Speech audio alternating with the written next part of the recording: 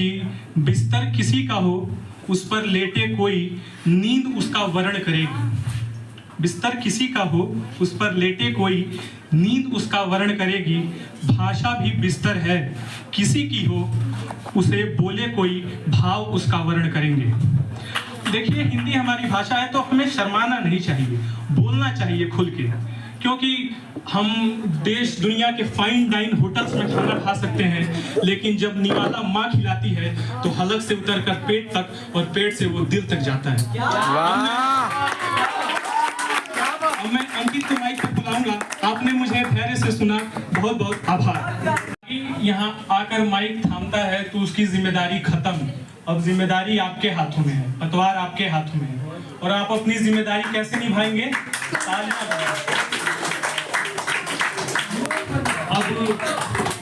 अब आप इस नाव को खेलिए या डुबाइए, आपके हाथ में है।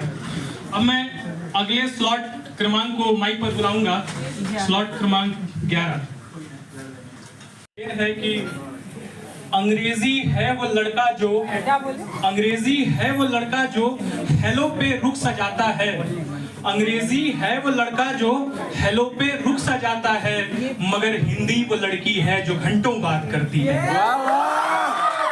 अब इसके साथ में अगले स्लॉट क्रमांक, सौभाग्य मुझे हर दिन प्राप्त होता है और मैं उन्हें बोलते हुए जब भी सुनता हूँ तो मुझे बशीर बद्र का एक शेर याद आता है कि गले में उसके खुदा की अजीब नेमत है, गले में उसके खुदा की अजीब नेमत है, वो बोलता है तो एक रोशनी सी होती है।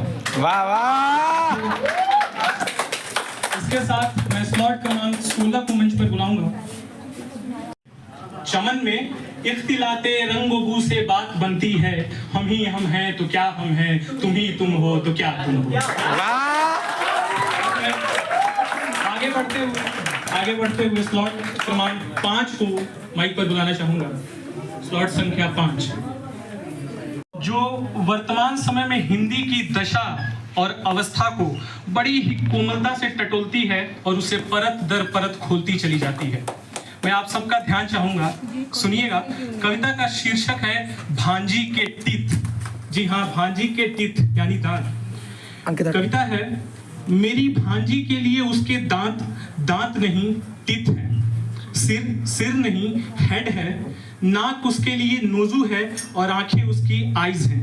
हैंड्स कहते ही वो अपने हाथ हवा में लहराने लगती है और चीक बोलते ही तर्जनी से अपने गालों की जेली में गड्ढा कर लेती है वे। आज से कुछ बरस पहले अक्सर मुझे माताओं पिताओं से शिकायत रहती थी कि वे अंग्रेजी की पूंछ पकड़कर क्यों दौड़ते रहते हैं, लेकिन कई वर्षों तक हिंदी का खाली पेट लेकर घूमने के बाद मैं अंग्रेजी के फुल स्टमक का हामी हो गया हूँ। अब मैं जैसे ही कहता हूँ अपनी नीस को स्टमक, वह झबला उठाकर अपना पेट सहलाने लगती है, लेकिन जब भरा होता है उसका पेट और नहीं पीना होता उसे दूध, तो दाएं बाएं सर हिलाते हुए वो जोर से कहती है नहीं। उसने नहीं सीखा अंग्रेजी का नो, उसने हिंदी के नहीं को चुना। क्यों? क्योंकि अपनी भाषा में नहीं कहना उसे बचाए रखने की हाँ का सबसे सुखद संदेश होता है।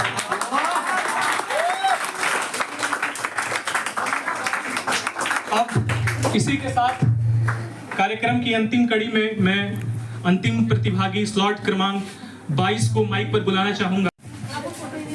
आप सबने इस कार्यक्रम को सफल बनाने के लिए धैर्य बनाए रखा, इसलिए आपका बहुत बहुत आभार। एक बार मेरे साथ बोलिएगा, जय हिंद जय हिंदी, जय हिंद जय